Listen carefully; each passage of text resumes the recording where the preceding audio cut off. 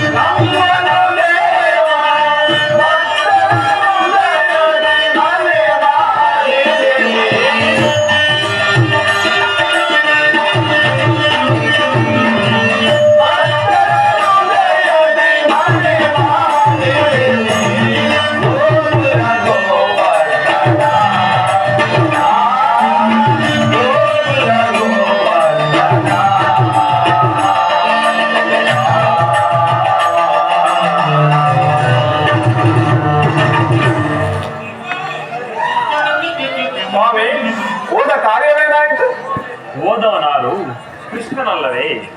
ಅಂದರೆ ಎಲ್ಲವೂ ತಕ್ಕ ರೀತಿಯಲ್ಲಿ ನಾನು ನಿರೀಕ್ಷಿಸಿದಂತೆ ಸಮರ್ಪಕವಾಗಿ ನಡೆಯಿತು. ಭೀಷ್ಮ ದ್ರೋಣರು ನನ್ನನ್ನು ಬಹುವಾಗಿ ಸನ್ಮಾನಿಸಿದರು. ಸ್ವಯಂ ಧೃತರಾಷ್ಟ್ರನು ನನ್ನನ್ನು ರಾಜ್ಯಸಭೆಗೆ ಸ್ವಾಗತಿಸಿ ವಿಧ ವಿಧವಾಗಿ ಉಪಚರಿಸಿದನು. ಸಂಧಿಯ ವಿಚಾರವು ನಡೆಯಿತಷ್ಟೇ. ನಡೆಯಿತು. ಸಾಧ್ಯವಿಲ್ಲ. ಅವರಿಚ್ಛೆಯಂತೆ ಅವರು ನಡೆಯಲು ನನಗೆ ತೋಚಿದನ್ನು ನಾನು. ಸ್ವಲ್ಪ ಸಮಾಧಾನರಾಗಿ ಮೊದಲ ಅಣ್ಣನ ಮಾತು ಮುಗಿಯಲಿ ಸ್ವಾಮಿ. ಮಾತು ಮುಗಿಯುವುದರಲ್ಲೇ ಯದುಪತಿ ಸಭೆಯಲ್ಲೇನು ನಡೆಯಿತು? ನಾನು ನಿಮ್ಮ ಸಂದೇಶವನ್ನು ಅವರಿಗೆ ತಿಳಿಸಿದೆ. ಎಲ್ಲವೂ ತಕ್ಕ ರೀತಿಯಲ್ಲಿ ಸಮರ್ಪಕವಾಗಿ ನಡೆಯಿತು. ನಾನಿನ್ನು ತಡೆಯಲಾರೆ. ಈ ಸಮಸ್ಯೆಯ ಮಾತುಗಳು ನನಗೆ ಬೇಡ. ಅಗ್ರಜನ ಅಪೇಕ್ಷೆಯಂತೆ 5 ಗ್ರಾಮಗಳಿಗೆ ಸಂಧಿ ಆಯಿತೆ. ನಾನು ಓದದ್ದು ಅದಕ್ಕಾಗಿ ಅಲ್ಲವೇ? ಕೃಷ್ಣ, ಈಗ ತಿಳಿದು ನಿನ್ನ ಅಭಿಮತವು. ಅಜ್ಞಾತವಾಸ ನೆಪದಲ್ಲಿ ಅರ್ಜುನನು ಬೆಳೆದನು.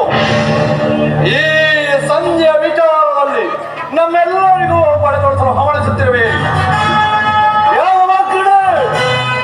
ಈ ಪಾಂಡುಪುತ್ರರ ಮೇಲೆ ನಿನಗೆ ಎಷ್ಟೊಂದು ಆಕ್ರೋಶ ಬೇಕೆ? ಭೀಮಾ, ನಿನಗಿಷ್ಟೊಂದು ಅಸಹನೆ? ಸ್ವಲ್ಪ ಸಾವಧಾನದಿಂದ ನಾನು ಹೇಳುವ ಎಲ್ಲದನ್ನು ಕೇಳು. ಇದು ನಿನಗೆ ಹೆಚ್ಚಿಗೆ ಸಂಬಂಧಿಸಿದೆ ಎಂದು ನಾನು ಹೇಳಲಿಲ್ಲವೇ? ಸ್ವಾಭಿಮಾನದ ಶೂನ್ಯದ ಸಂಧಾನ ನಡುವೆ ಈ ಚಂಡ ಭೀಮನಿಗೆ ಸಹ ಸಂಬಂಧ ಇರುವುದು ಅತ್ಯಂತ ನಿಕಟವಾದ ಸಂಬಂಧವಿರುವುದು. ಕೃಷ್ಣ, ಮುಂದೇನಾಯಿತು? ನಾನು ಸಂದೇಶವನ್ನು ರಾಜ್ಯಸಭೆಯಲ್ಲಿ ತಿಳಿಸಿದೆನು. ಅವರೆಲ್ಲರೂ ಒಪ್ಪಿದರು. ಯಾರ್ಯಾರು ಒಪ್ಪಿದ್ರಣ್ಣ? ಭೀಷ್ಮ, ದ್ರೋಣ, ಧೃತರಾಷ್ಟ್ರ ಮುಂತಾದವರು. ಇನ್ನು ನನಗಿಲ್ಲಿ ಕೆಲಸವಿಲ್ಲ. ಈ ದುರ್ವಾರ್ತೆಯನ್ನು ಕೇಳಬೇಕೆಂಬುದು ನಿಮ್ಮ ಆಸೆಯಾಗಿದೆ. ಕೃಷ್ಣ, ಅದನ್ನು ಸಾಧಿಸಿದೆ. ಸಾಧಿಸು. ಇನ್ನು ನಾನು ಹೊರಡುವೆನು. ಸಹೋದರರೇ, ನಿಮ್ಮ ಪೌರುಷ ಪುರಸ್ಕಾರದ ಫಲವನ್ನು ನಿಮಗೆ ಇರಲಿ. ಈ ಭೀಮನು ಅದರಲ್ಲಿ ಯಾವ ಪ್ರತಿಜ್ಞೆಯಿಂದ ನಡೆಯುವ ಸ್ವಾತಂತ್ರ್ಯ ಮಾತ್ರ ನನಗಿರಲಿ.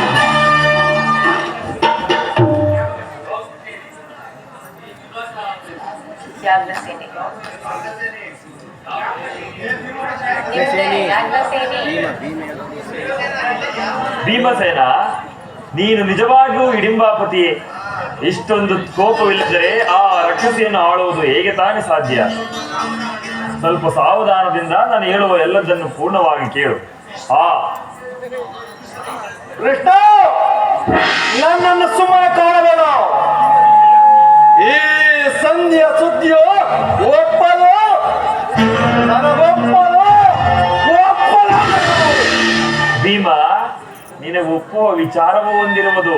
ಆ ದುರ್ಯೋಧನನು ನಿನಗೊಂದು ಸಂದೇಶವನ್ನು ಕಳಿಸಿರುವನು. ಏನು?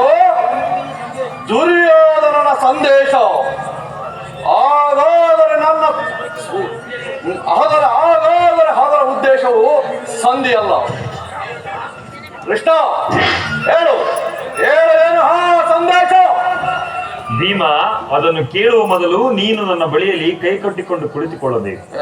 ಹಾಗೆ ಪ್ರಿಯವಾದ ಸಂದೇಶ. ನಿಂತಲ್ಲೇ ಹೇಳಿಬಿಡು. ನೀನು ಕುಳಿತುಕೊಳ್ಳದ ಹೊರತು ನಾನು ಹೇಳುವುದಿಲ್ಲ. ಕೃಷ್ಣ, ಈ ಪರಿಹಾಸ್ಯವೇ